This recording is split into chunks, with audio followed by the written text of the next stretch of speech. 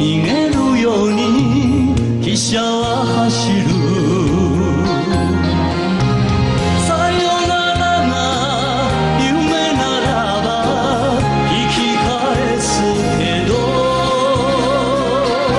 あの頃が夢ならばこのまま行く。温かいもの何かください。心も体も寒すぎたのでどうぞ。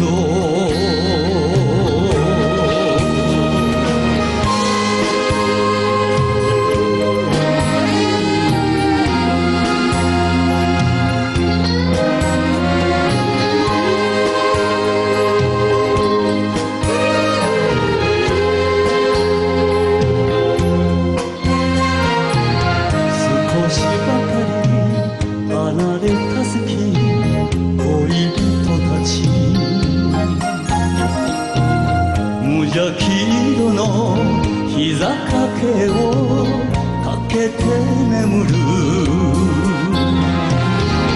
何気なく髪を切れた幸せな日は同じように雪の日であなたといた。温かい人にもたれていたい。一人でいたけど冷えてきたのでどうぞ。さよならが夢ならば引き返すけど、あの頃が夢ならばこのまま行く。